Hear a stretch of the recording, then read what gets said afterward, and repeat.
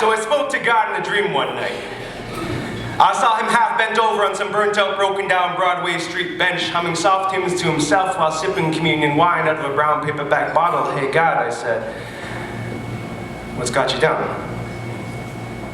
See, I'm not used to seeing the divine frown, especially not with his eyes fixed firmly on the ground as if he were too tired to even look at me. Hey, God, I said again, what's got you down? God coughed, scoffed softly, brushed his sweater off and stood up. Then he took me by surprise, looked me in the eyes, grabbed my arm, squeezed it hard and said, Chris, let me show you. We're in Sudan. Watching blood-stained sand as man kills man. This isn't the way things were planned, God tells me. You see, these are my children, God tells me, but you sat back.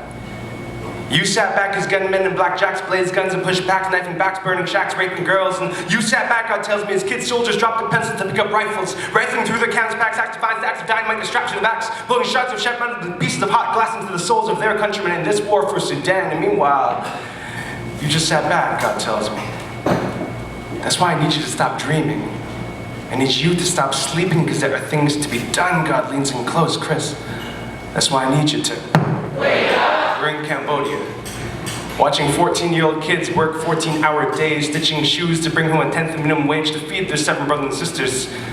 These are my children, God tells me. And some days I wish I could give them the courage to stand up and tell Nike, you just do it. Be chasing check marks at school, not stitching check marks at a factory, but I can't do that while you do this, God tells me. That's why I need you to stop dreaming. I need you to stop sleeping because there are things to be done. God leans in close. Chris, that's why I need you to. We're standing in a schoolyard in Canada. It's raining hard, but all I can see is this 13-year-old girl walking slowly away from me. Her name, well, that's anything you want it to be, God says softly. That's why I need you to wake up, because there are wars to be won. There are things to be done for she.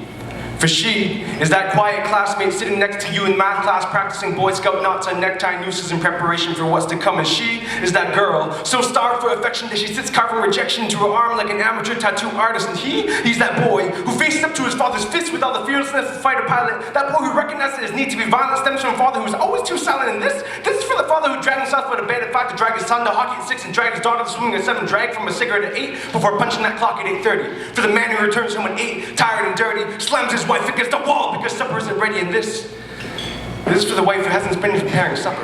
For the mother whose soul is as strong as a boulder, she carries the weight of her family on her shoulders. This is for the man whose heart is as hard as his liquor. The only thing stronger than his fists are his liver. That's why I need you to wake up. God screams at me, I need you to wake up. God shouts at me, I need you to wake up for all the little ghetto ballers who gave up running fast breaks to chase fast breaks for fast dollars. I need you to wake up for all those little wannabe rappers who give up writing lists of raps for a list of rap sheets. For those who roam these streets for looking for love in all the wrong places. For those who's wandered this globe wondering where love's faces. That's why I need you to wake up. God whispers at me. I know these days might seem pretty dark sometimes. Some days I wake up and just pray for that day to be over. But other days I wake up and remind myself that I am a miracle. As are you. Formed by a creative hand or the Big Bang, and regardless of where you stand on that issue, recognize that your muscle, bones, and tissue form an incredibly intricate, massive assets just waiting to be unleashed upon this world. So live your life by 4 words, God tells me.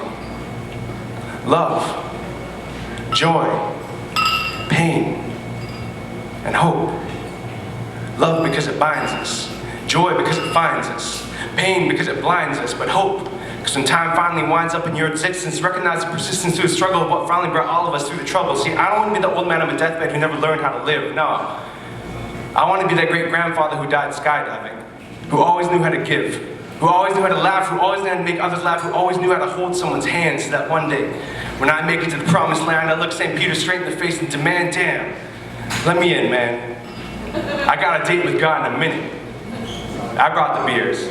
It was nice to finally kick back and have a cold one, because see, I sure took the long road to get here, and when I reach that place, when I'm done this race and finally get to see him or her face to face, yeah, on that day, I know God will finally look up from his bent over position on that burnt-out, broken-down Broadway street bench and say, Chris, I'm so glad that you finally decided to wake up.